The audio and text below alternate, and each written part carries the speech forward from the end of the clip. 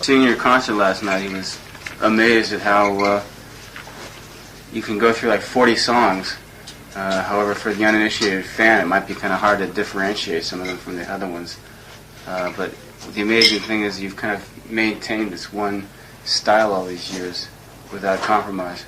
Yeah, well, it's, every band tries to achieve a distinguished trademark sound, but few accomplish it. You know what I mean? I mean that's the ultimate goal, is to have a sound that's your own sound. I mean, whether it be the Beatles or Little Richard or Elvis Presley or Rolling Stones or Led Zeppelin or the Ramones. I mean, that's the ultimate thing. I mean, or the Who. I mean, most bands. I mean, okay, look at most bands sort of emulate other people's, to sort of influence and. I mean, like, if you think about how many bands have been influenced by the Who, say, or the Stones, I mean that the thing that you, but in doing so, it's not something that you, it's something that that's just there. It's a chemical thing. You know what I mean? It's not like you can't say, oh, I want to try and create a sound for myself. It just happens that way. But I mean, for the most part, by a band, I would think. I mean, sure, you can say, well, I want to write a song like this, but as far as creating a sound, that's your own distinctive sound. I mean, it's just something that happens. But isn't everybody more or less kind of a hybrid, though? I mean, it's not like all this comes out of nowhere. Because most bands are just total. Most bands, really lack originality for the most part, and they're totally cliche and pretentious.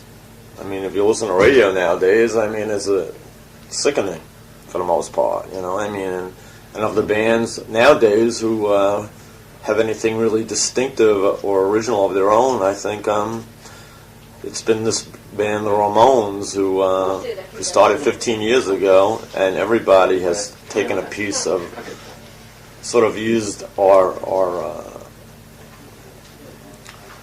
basically our fundamental sound as their bases. You know what I mean? Whether it be heavy metal or the new resurgence metal, or bands that like the Sex Pistols or Metallica or Anthrax or whoever, Poison, the Pretenders. I mean, whoever. Everybody took our sound, used it as their bases, almost like an artist. For the first step on a canvas, putting down that basic layer. You know what I mean?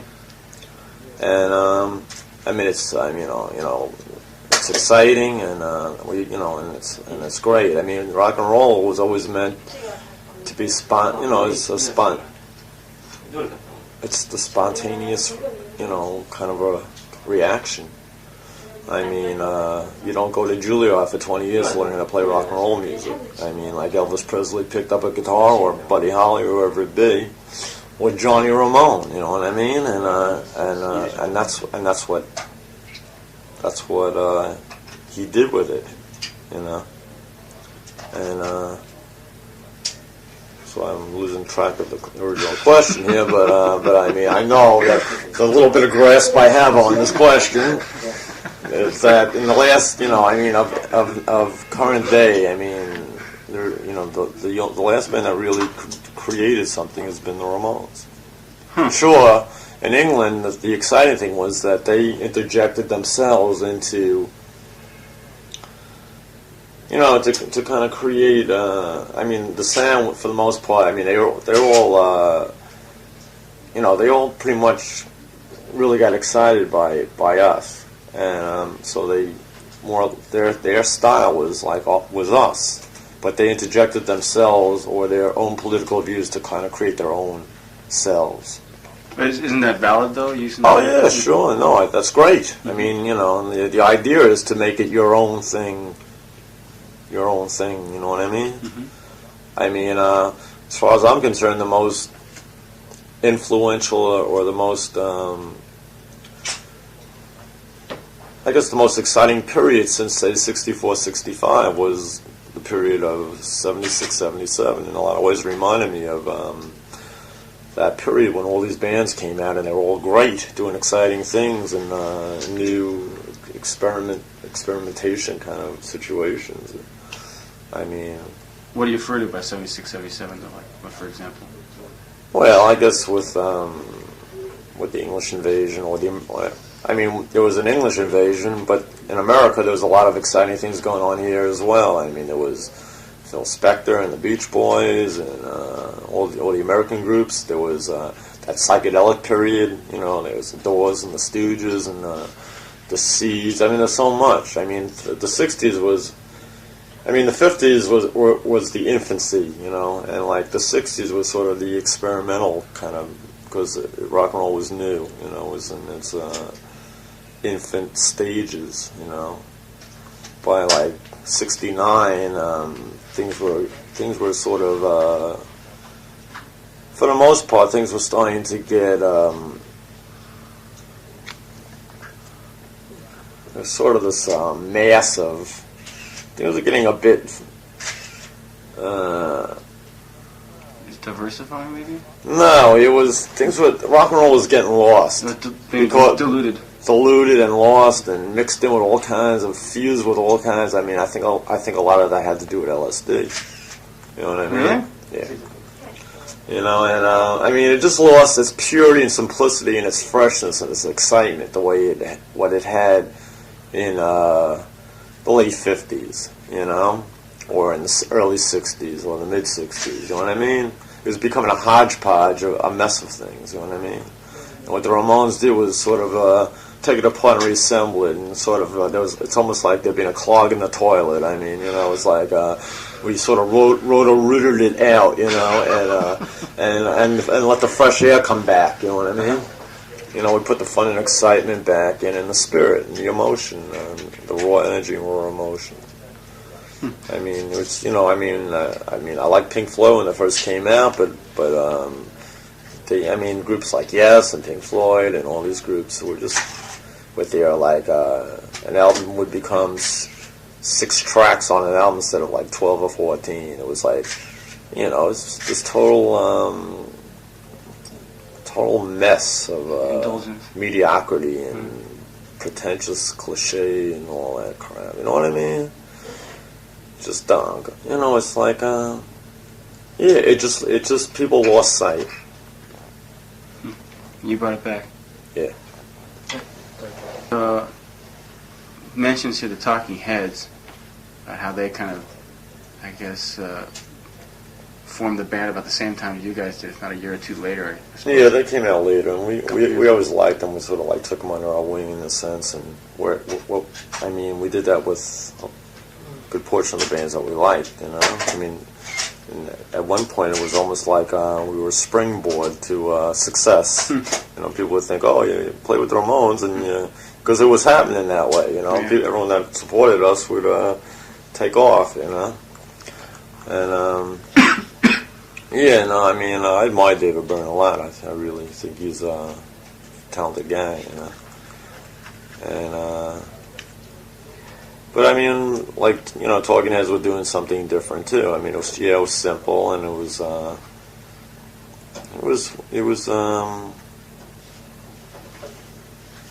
I guess, you know, it was more arty or something like that, you know what I mean? He talks about them as having evolved by taking on different styles and whatnot. Well, how does that compare to you guys? Everything. I mean, we've been influenced by millions of influences, but what we did was, the way I see it, it's like absorbed and stored in your head. The output is our own distinct brand of music. The idea is not to let it be known what your influences were. You know, it's just to put out something that is you, and doesn't sound like somebody else. You know. You also remember mentioning the Stones there as like a band that successfully made its own sound, but when you think about it, the Stones also kind of went through various periods. They're bands that have one or two influences and they sound that. I mean, not to say that they're bad. I mean, bands like the Dolls or something. I mean, they were very Stones influenced, and it was very obvious that they were. You know? Yeah. So they didn't have something as solid as say you guys did. Well, it was something. It was just something different altogether, and that was the Dolls were doing something different, and they were in a different. We came out sort of on the tail of the Dolls. You know what I mean? Like they were into a whole different that glitter period. You know. Yeah.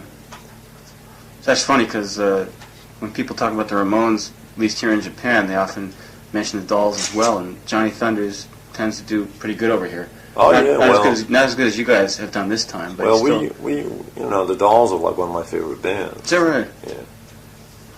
What did they have? I mean, what made them so special? Well, they were great songs. I mean, they looked great. Johnny Thunder's great. It was, I mean, if you'd ever seen them, or you're familiar with their albums. Mm-hmm, sure. Yeah. Yeah, I mean, they were like really exciting. Uh-huh. I mean, they were really exciting, and they were clever. And David was a witty guy, clever guy, and they were fun. And they were like they were like an event. So why does a guy like David Johansen become Buster Poindexter and go through all this? Well, because when he went solo, it wasn't happening for him as a solo artist. And I mean, I admire the guy to take on another whole different personality, almost like kind of like the guy's almost like he's almost like a sort of this kind of schizophrenic other side, Personality crisis. And I think it's really admirable what he's done. I mean, how he took on this whole different identity, and but he's the type who can pull that off, because he's a real ham, Mm-hmm. He's like a real, he's sort of like party meister type, You're not that way at all, though. What do you mean? You don't. I don't want to be Buster Poindexter, no. I mean, you're not a real ham. Well, I mean, I'm not I'm different than him, But he's okay. Ham? What do you mean by? I mean, I don't know. Yeah, I don't understand the question. Well, I mean, like in his case, I mean, obviously. I mean, I'm gonna make it on when I go solo, but I'm gonna make it on my own account. I don't have to change my personality to make it. They used to wear women's clothes, that, and there was this kind of mystique, mysteriousness about them.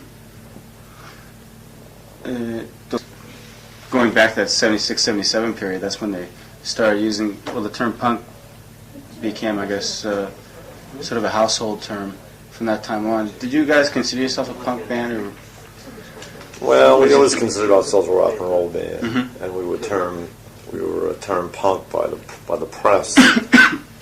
But I mean, nowadays, everything is considered rock and roll music. Piece of Door is rock and roll, So I mean, so punk is fine. I mean, because things are just so generalized nowadays. And I mean, because now it's the thing to do is being a rock and roll band. All the football players and baseball players want to be rock and roll stars, and everybody wants to be a rock and roll star. So I mean, yeah, okay. I don't mind it at all. You don't mind punk? No. I mean, in a sense, we're a punk band in a sense, but then a lot of people don't realize they look at it in a sort of they sort of see punk in sort of a negative sense, or for the most part, a lot of people, when all it really means is being a rebel, and sort of, I mean, rock and roll was always rebellious until the 80s or the late 70s. Now moms and dads and the kids all sit around the living room listening to Michael Jackson records or something. No, he's not rock and roll. I don't. I mean, it's like it's sort of the the edge is sort of gone for the most part. You know, I mean, what it was really about doesn't really exist the way it was back when. You know, and you know, I mean, you know, Elvis Presley was a punk, and John F. Kennedy was a punk. John F. Kennedy. And Jim Morrison was a punk, and Iggy Pop is a punk, you know. How about Joey Ramone? And Joey Ramone is a punk. Mm-hmm. And punk means somebody that it's an attitude, and it's something that's osmosis in your guts that makes you this way. It's like, I don't want to conform. I don't want to be like everybody else. I don't want to be a part of the masses. I want to be my individual self, and this is the way I see it. And this is the way, this is it. You know, having your own ideals and own set of principles and doing it your way. When a lot of people might, you know, really say, you know, they're going to like turn on you because you're going against the rules or the grain or whatever. And there's nothing wrong with that at all. That's the right way to be, you know. Like to kiss the ass. You don't? No. Not at all? Not at all. Is that right? Yeah. I don't. A string of number ones by now. You think so, really? Yeah. You think people like being... See, we're commercial without trying to be commercial. I mean, like, if you look at the music of the 60s, it was all great music. And all the songs were great, and all the artists were unique and innovative and great, for the most part. And nowadays, it's nothing like that. Everybody's like White Lion and Poison and Bon Jovi and all this shit, for the most part, you know? What makes that stuff shit, though? I don't... It's just... What exactly? I'm not saying it's just like there's nothing clever, there's nothing exciting about it, there's nothing unique about it. It's like it's like the easy. It's like I'm a rock and roll star, and it's like see, the way I feel, I don't want to be a rock and roll star. I enjoy being myself, you know, and like I don't want to live like they live. I want to live like I live. I enjoy the simpler things, you know. I'm not taken by stretch limousines and stuff like that, you know. I mean, I admire people who are unique and are themselves and in themselves creative and unique, like David Byrne or something like that, or David Bowie, or I guess a lot of the greats who are dead now, like Lennon or Mark Bolan or Hendrix or Morrison, or I guess probably the most unique people are sort of you know, or deceased for the most part. Why do kids lap that stuff up though? The Bon Jovis and the Poisons and... Because I hate to say it, but I guess it's sort of a mentality, you know. Like a flaw in the mentality? It's just that they don't... I mean, like, kids, for the most part, there's like this conservatism that's really intense throughout the last few years, where kids aren't really very adventurous, and the ones that are a minority. I mean, the ones that come to see the Ramones are... Well, I know things are changing. I know, like, kids, I think, are getting fed up and disgusted, and they're kind of disillusioned with these kind of groups. They go to see these bands, but they don't get any satisfaction or fulfillment. When they leave, they feel, you know, they didn't get anything out of the concert. When they come to see the Ramones, it's like it's an experience. Like everybody. As soon as you walk into that room, it's like we're all together here, and it's a total experience, and it's being people want to become part of. They want to be part of something. Come to see the Ramones, you're part of something. Going to see a band like White Lion, you walk into a concert arena, and they're here and you're over here, and there's a gap in the middle, and that's it, you know. And what are you getting at? And they, I really think they feel kind of cheated.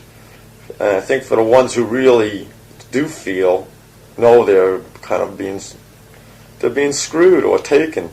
The ones who don't know will never know, you know. So that's basically the way I see it. Don't know. If they ever do find out, it'll be like 10 years later, you know. So I remember when the New York Dolls broke up, they were just trying to get big then, you know. And it was like, you know, these were like sort of the late bloomers here, you know. And I think for the most part, like, they came because, you know, they didn't come on their own accord, but they did come, so you got to give them credit. But they knew something was going on, and they wanted to suss it out as well, you know. まあ最近のミュージックシーンに対する批判だね。The thing about Ramones Aid and also Bonzo Goes to Bitburg, are these signs of change? Also, your participation in Sun City, are you becoming more politically vocal? Well, yes and no, because we were always aware. We've always been aware. The Ramones are a multi-dimensional band. And when we first started out, we were coming off the heels of Vietnam, and everybody was anti-Vietnam, and everybody was singing anti-war songs, and there was, I mean, whether it be Bob Dylan or Joan Baez or Country Joe and the Fish or whoever it be, I mean, we didn't want to get into. We wanted to, you know, we didn't want to be doing what they were doing. So, I mean, basically our songs in the earlier days were more about, like, alienation and frustration, you know, stuff like that. And, but I guess around 84, the world was changing drastically with Iran and Gaddafi and all this stuff. And it was the death squads, and things were getting scary, you know. And so our songs, you know, things started changing, you know, basically with... you know, with ourselves as far as the way we were seeing things, the way we were writing, and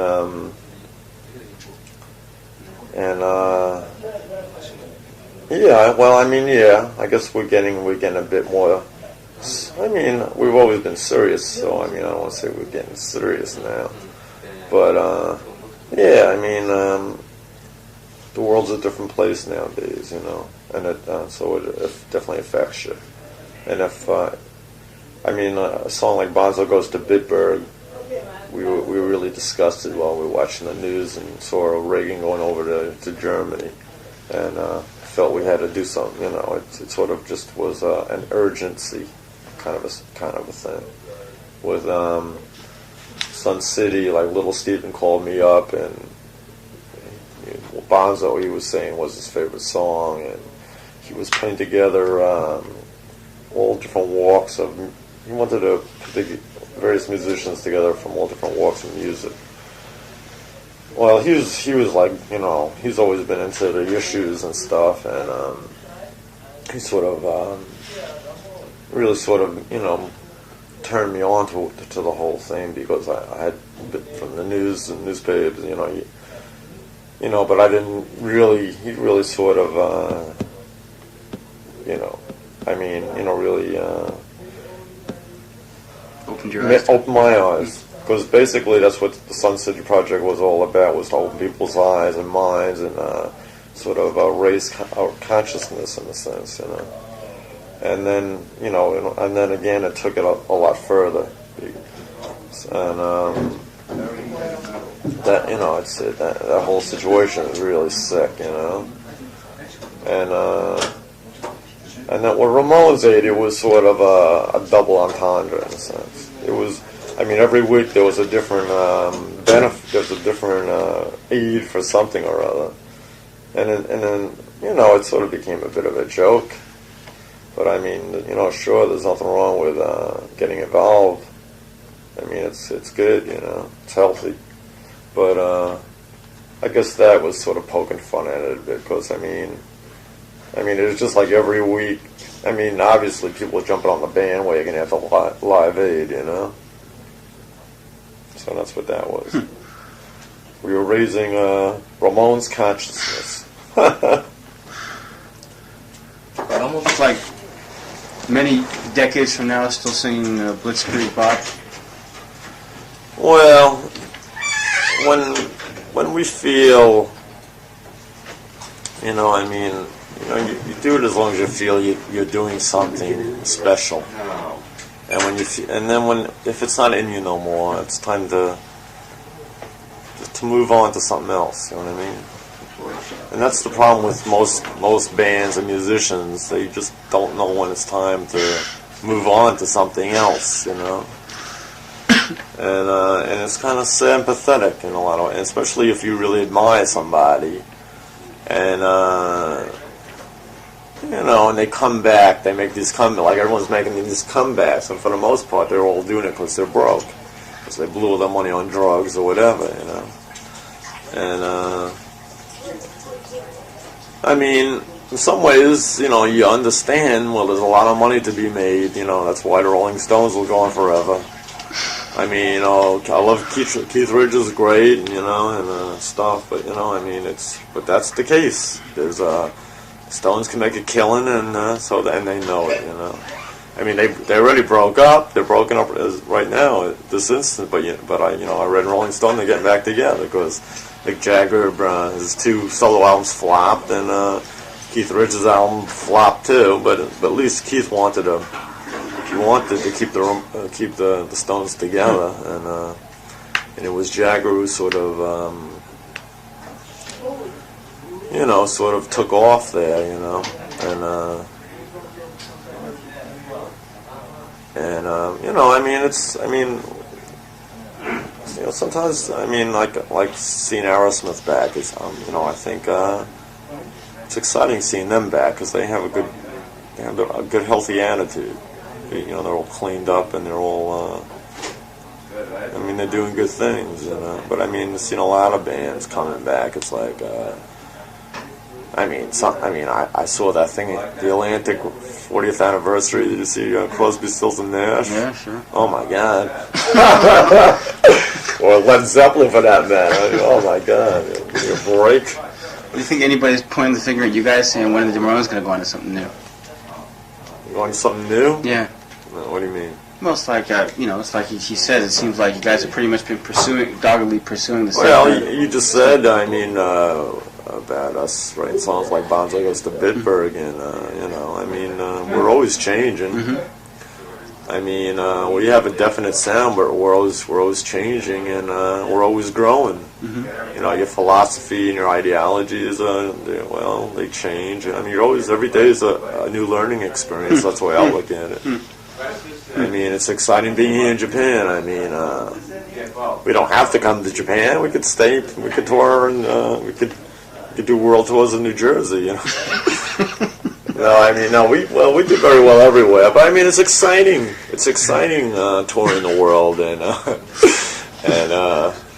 you know, it's a new experience, and it's a new adventure. That's how I see it. And matter of fact, this year we're going to be doing. We're on a world tour now. We're going to a lot of new territories we haven't been, and then we've broken new turf for bands. I mean, we were the first band to go back to Italy when there were all the riots and stuff. I mean, Patti Smith and Lou Reed, you know, we went back, and well, that was our first time, but it was great. You know, we let them know it was safe, and with Spain and Portugal and Brazil and Argentina. I mean, New Zealand. I mean, we've been everywhere just about. I mean, this year we're going to Israel and Greece, and going back to South America in February, and it's just very exciting. It's very exciting being here. I mean, the last time we were here was in 1980, and it's, you know, I mean, it's great to be back, to be able to come back. This trip to Japan is very timely, in that this magazine also puts out a magazine that specializes in Japanese rock, Japanese rock and roll. And when you interview all these young acts now, you say, like, what band influenced you the most? They don't say the Pistols, they don't say the Clash, they say the Ramones. I guess obviously somebody's plugging into that core, that solid core you guys have provided. Well, I mean, it doesn't surprise you, I would imagine. No, because I mean it's always exciting to hear this. I mean, I never get to the point where I'm not excited to hear that someone's been influenced by us or directly. I mean, like I met Lars and where was that? Metallica came to see us in Kentucky last year and told us that Lars, yes, that we were directly responsible. You know, that he had seen us in Copenhagen in 80, and after that, you know, we were like he formed Metallica because of us. You know, and I mean, whether it be, you know, like I feel in '76 we revolutionized rock and roll and really changed the world, brought a new attitude and new excitement to music, you know, and really turned everybody on. You know, it was like bringing upon major change, you know, and it was a world situation, you know, and that's what you want to do, you know. I mean, it's exciting to be able to do this, you know. Do you think rock and roll has sufficiently paid you back for all your contributions? No, we never really. I think things are starting to become a bit more justified for us. But I mean, it's only been in the last couple of years that you know, that you feel like you're getting some justification back. You know, I mean, in New York they have the New York Music Awards, and we got this Lifetime Achievement Award. It was like a Board of Directors Award last year. That was great, you know. It made me feel like Frank Sinatra there, chairman of the board. You know, and the year before we won for Best Album of the Year and Best Import Single of the Year. And, but we never really completely got any kind of a just due, say, you know. But then on the other hand, you know, we maintain our self-respect and our integrity and our ideals. And that's the best. To be able to do it your way, and be able to carry on and maintain doing it your way, and not compromise, and not kiss ass, but where your ideals and your principles are intact, and your initial beliefs are intact, and you're still doing it that way. That's the best. To be able to walk down the street and kids come up to you and say, you guys are the best. For other bands to come up to you and say, you guys are the best, for critics or whoever, that's the ultimate, you know. I mean, that's more important than having getting any kind of awards or gold records or this or that. To be able to have really done something major for music that's really changed it in a positive way. And that's exciting, you know, because the Ramones have always been a positive band. Okay. All right, I guess that's 8 years now. Oh, yeah? Yeah, I'm a real lifer here. Yeah. Oh, where are you from? San Francisco. Yeah. It's high times here now because everybody comes over here. Yeah. Oh, man, everybody and their brother. I'm telling you, who hasn't been here? It's like, this is the time to come to Japan. I think Johnny Thunders makes a yearly pilgrimage out here. Yeah, I'm sure he does. Okay, I guess we got the pics over here. Our photographer will give you the instructions. We guys just feel a lot of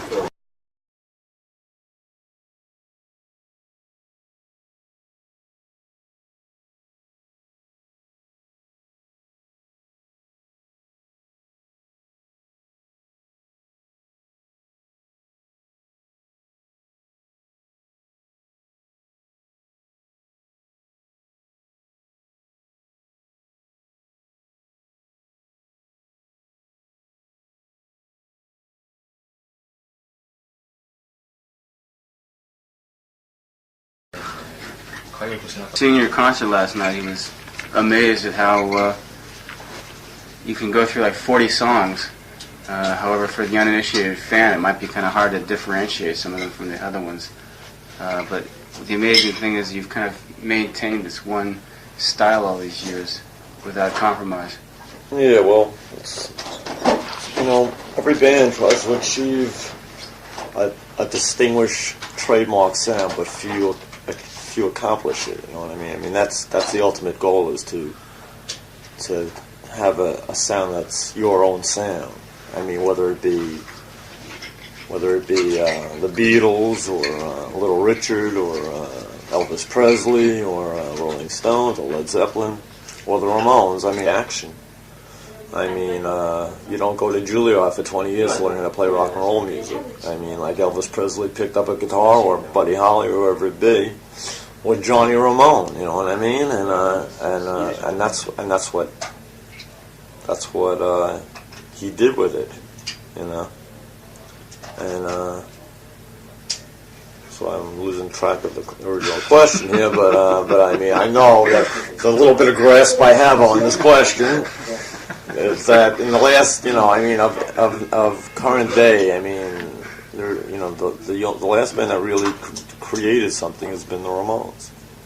Sure, in England, the exciting thing was that they interjected themselves into, but as far as creating a sound, that's like your own distinctive sound. I mean, it's just something that happens. But isn't everybody more or less kind of a hybrid, though? I mean, it's not like all this comes out of No, nowhere. because most bands are just total.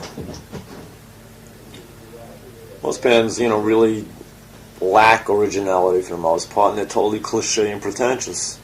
I mean, if you listen to radio nowadays, I mean, it's sickening for the most part, I mean, and of the bands nowadays who have anything really distinctive or original of their own, I think it's been this band, the Ramones, who started 15 years ago, and everybody has taken a piece of, sort of used, and that's the ultimate thing. I mean, or the Who. I mean, most bands, I mean, okay, look at, most bands sort of emulate other people's, to sort of influence I mean, like if you think about how many bands have been influenced by the Who, say, or the Stones, I mean that the thing that you, but in doing so, it's not something that you, it's something that that's just there. It's a chemical thing. You know what I mean? It's not like you can't say, oh, I want to try and create a sound for myself. It just happens that way. But I mean, for the most part, by a band, I would think. I mean, sure, you can say, well, I want to write a song like this, or basically our fundamental sound is their bases. You know what I mean? Whether it be heavy metal or the new resurgence metal, or bands that like the Sex Pistols or Metallica or Anthrax or whoever. Poison, the Pretenders, I mean, whoever. Everybody took our sound, used it as their bases, almost like an artist, for the first step on a canvas, using putting down that basic layer. You know what I mean? And I mean, it's it's exciting, and and it's great. I mean, rock and roll was always meant to be it's the spontaneous, kind of a